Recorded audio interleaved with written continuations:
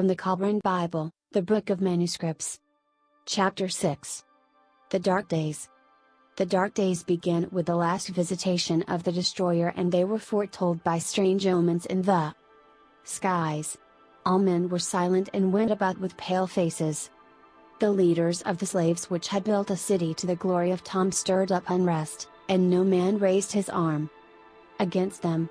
They foretold great events of which the people were ignorant and of which the temple seers were not informed. These were days of ominous calm, when the people waited for they knew not what. The presence of an unseen doom was felt, the hearts of men were stricken. Laughter was heard no more, and grief and wailing sounded throughout the land. Even the voices of children were stilled, and they did not play together, but stood silent. The slaves became bold and insolent, and women were the possession of any man. Fear walked the land, and women became barren with terror, they could not conceive, and those with child aborted. All men closed up within themselves. The days of stillness were followed by a time when the noise of trumpeting and shrilling was heard in the heavens, and the people became as frightened beasts without a herdsman, as asses when lions prowl without their fold. The people spoke of the God of the slaves, and reckless men said, "If we knew where this God were to be found, we would sacrifice to him." But the God of the slaves was not among them. He was not to be found within the swamplands or in the brick pits. His manifestation was in the heavens for all men to see, but they did not see with understanding. Nor would any God listen, for all were dumb because of the hypocrisy of men. The dead were no longer sacred and were thrown into the waters. Those already entombed were neglected, and many became exposed. They lay unprotected against the hands of thieves. He who once toiled long in the sun, bearing the yoke himself, now possessed oxen. He who grew no grain now owned a storehouse full. He who once dwelt at ease among his children now thirsted for water. He who once sat in the sun with crumbs and dregs was now bloated with food. He reclined in the shade, his bowls overflowing. Cattle were left unattended to roam into strange pastures, and men ignored their marks and slew the beasts of their neighbors. No man owned anything. The public records were cast forth and destroyed, and no man knew who were slaves and who were masters. The people cried out to the Pharaoh in their distress, but he stopped his ears and acted like a deaf man. There were those who spoke falsely before Pharaoh and had gods hostile towards the land, therefore the people cried out for their blood to appease it. But it was not these strange priests who put strife in the land instead of peace, for one was even of the household of Pharaoh and walked among the people unhampered. Dust and smoke clouds darkened the sky and colored the waters upon which they fell with a bloody hue. Plague was throughout the land, the river was bloody and blood was everywhere. The water was vile and men's stomachs shrank from drinking. Those who did drink from the river vomited it up, for it was polluted. The dust tore wounds in the skin of man and beast. In the glow of the destroyer the earth was filled full with redness. Vermin bred and filled the air and face of the earth with loathsomeness. Wild beasts, afflicted fault with torments under the lashing sand and ashes, came out of their lairs in the wastelands and cave places and stalked the abodes of men. All the tame beasts whimpered, and the land was filled with the cries of sheep and moans of cattle. Trees, throughout the land, were destroyed, and no herb or food was to be found. The face of the land was battered and devastated by a hail of stones which smashed down all that stood in the path of the torrent. They swept down in hot showers, and strange flowing fire ran along the ground in their wake. The fish of the river died in the polluted waters, worms, insects and reptiles sprang up from the earth in huge numbers. Great gusts of wind brought swarms of locusts which covered the sky. As the destroyer flung itself through the heavens, it blew great gusts of cinders across the face of the land. The gloom of a long night spread a dark mantle of blackness which extinguished every ray of light. None knew when it was day and when it was night, for the sun cast no shadow. The darkness was not the clean blackness of night, but a thick darkness in which the breath of men was stopped in their throats. Men gasped in a hot cloud of vapor which enveloped all the land and snuffed out all lamps and fires. Men were benumbed and lay moaning in their beds. None spoke to another or took food, for they were overwhelmed with despair. Ships were sucked away from their moorings and destroyed in great whirlpools. It was a time of undoing. The earth turned over, as clay spun upon a potter's wheel. The whole land was filled with uproar from the thunder of the destroyer overhead and the cry of the people. There is the sound of moaning and lamentation on every side. The earth spewed up its dead, corpses were cast up out of their resting places and the embalmed were revealed to the sight of all men. Pregnant women miscarried and the seed of men was stopped. The craftsman left his task undone, the potter abandoned his wheel and the carpenter his tools, and they departed to dwell in the marshes. All crafts were neglected and the slaves lured the craftsmen away. The dues of Pharaoh could not be collected, for there was neither wheat nor barley, goose nor fish. The rights of Pharaoh could not be enforced, for the fields of grain and the pastures were destroyed. The highborn and the lowly prayed together that it might come to an end and the turmoil and thundering cease to beat upon their ears. Terror was the companion of men by day and horror their companion by night. Men lost their senses and became mad, they were distracted by frightfulness. On the great night of the destroyer's wrath, when its terror was at its height, there was a hail of rocks and the earth heaved as pain rent her bowels.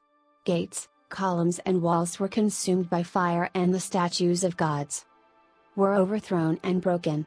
People fled outside their dwellings in fear and were slain by the hail. Those who took shelter from the hail were swallowed when the earth split open. The habitations of men collapsed upon those inside and there was panic on every hand, but the slaves who lived in huts in the reedlands, at the place of pits, were spared. The land burned like tinder, a man watched upon his rooftops and the heavens hurled wrath upon him and he died. The land writhed under the wrath of the destroyer and groaned with the agony of Egypt. It shook itself and the temples and palaces of the nobles were thrown down from their foundations. The highborn ones perished in the midst of the ruins and all the strength of the land was stricken. Even the great one, the firstborn of Pharaoh, died. With the highborn in the midst of the terror and falling stones. The children of princes were cast out into the streets and those who were not cast out died within their abodes.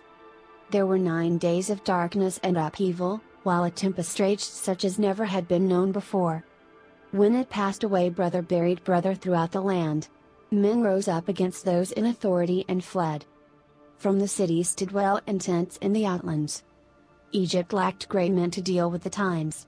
The people were weak from fear and bestowed gold, silver, lapis lazuli, turquoise and copper upon the slaves, and to their priests they gave chalices, urns and ornaments. Pharaoh alone remained calm and strong in the midst of confusion.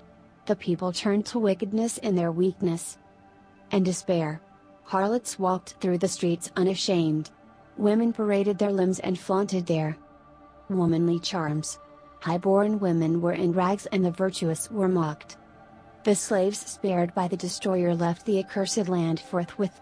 Their multitude moved in the gloom of a half-dawn, under a mantle of fine swirling grey ash, leaving the burnt fields and shattered cities behind them.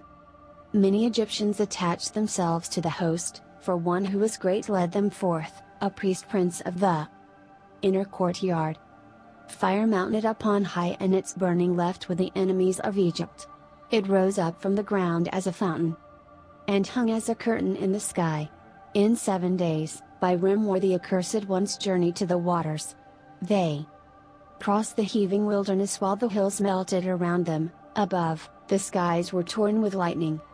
They were sped by terror, but their feet became entangled in the land and the wilderness shut them in. They knew not the way, for no sign was constant before them. They turned before Nashari and stopped at Shikoth, the place of quarries. They passed the waters of Mihad, came by the valley of Pikaroth, northward of Mara. They came up against the waters which blocked their way. And their hearts were in despair. The night was a night of fear and dread, for there was a high moaning above. And black winds from the underworld were loosed, and fire sprang up from the ground. The hearts of the slaves shrank within them, for they knew the wrath of Pharaoh followed them and that there was no way of escape. They hurled abuse on those who led them, strange rites were performed along the shore that night. The slaves disputed among themselves and there was violence.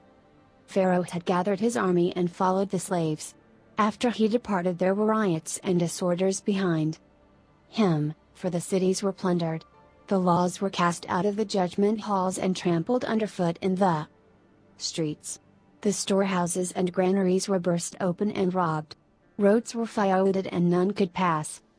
Along them people lay dead on every side.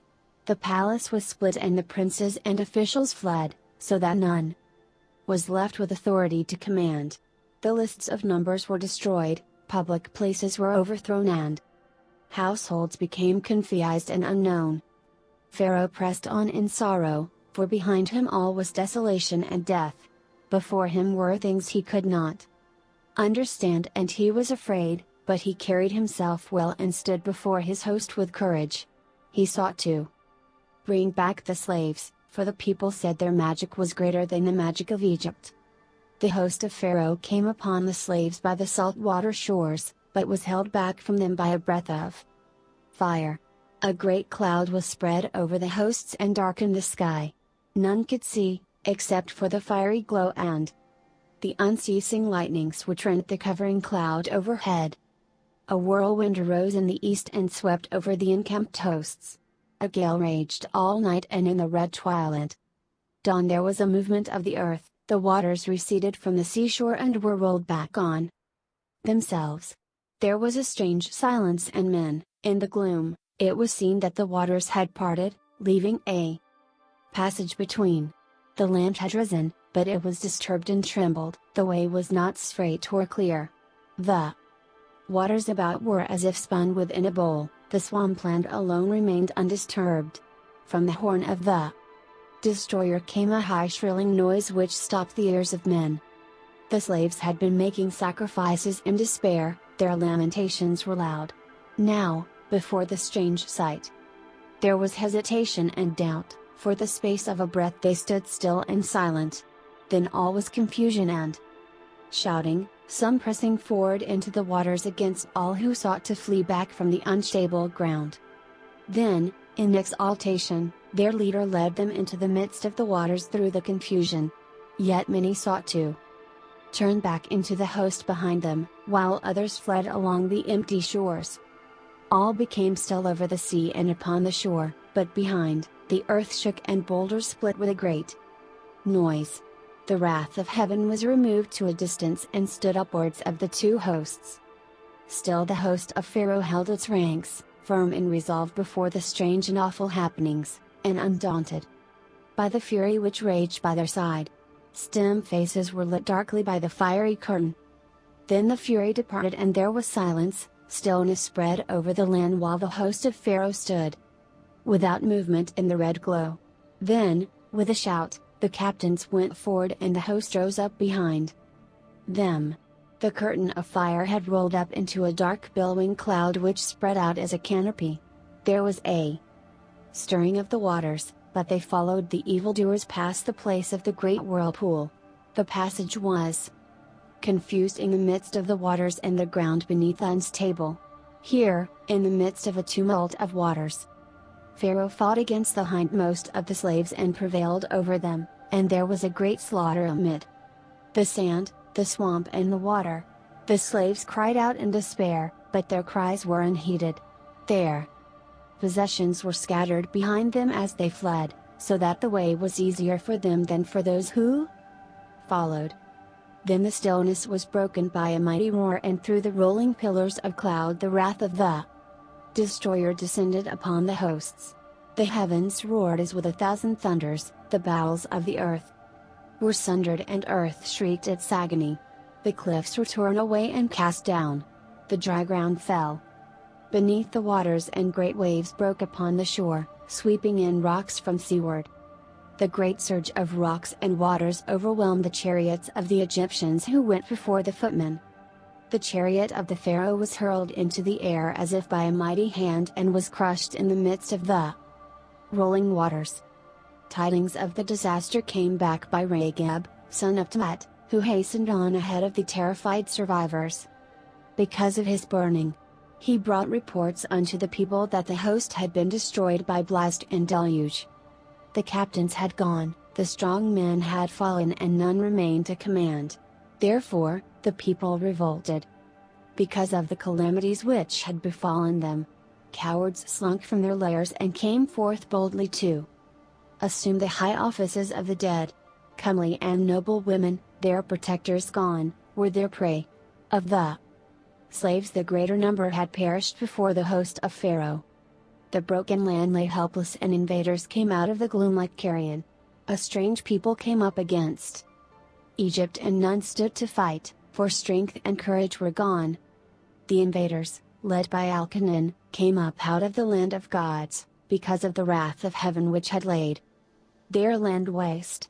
There, too, had been a plague of reptiles and ants, signs and omens, and an earthquake. There also had been turmoil and disaster, disorder and famine, with the grey breath of the destroyer sweeping the ground and stopping the breath of men. Anshira gathered together the remnants of his fighting men and the fighting men who were left in Egypt, and set forth to meet the children of darkness who came out of the eastern mountains by way of the wilderness and by way of Yethnebus. They fell upon the stricken land from behind the grey cloud, before the lifting of the darkness, and before the coming of the purifying winds. Regeb went with Pharaoh and met the invaders at Harosher, but the hearts of the Egyptians were faint within them. Their spirits were no longer strong, and they fell away before the battle was lost. Deserted by the gods above and below, their dwellings destroyed, their households scattered, they were as men already half dead. Their hearts were still filled with terror and with the memory of the wrath which had struck them from out of heaven. They were still filled with the memory of the fearsome sight of the destroyer, and they knew not what they did. Pharaoh did not return to his city. He lost his heritage and was seized by a demon for many days. His women were polluted and his estates plundered. The children of darkness defiled the temples with rams and ravished women who were crazed and did not resist. They enslaved all who were left, the old, young men and boys. They oppressed the people, and their delight was in mutilation and torture. Pharaoh abandoned his hopes and fled into the wilderness beyond the province of the lake, which is in the west. Towards the south, he lived a goodly life among the sand wanderers and wrote books. Good times came again, even under the invaders, and ships sailed upstream. The air was purified, the breath of the destroyer passed away, and the land became filled again with growing things. Life was renewed throughout the whole land. Care taught these things to the children of light in the days of darkness, after the building of the Rambudith, before the death of the Pharaoh Ankt. This is written in this land and in our tongue by Luadir, who, himself, chose it for saving. It was not seen until the latter days.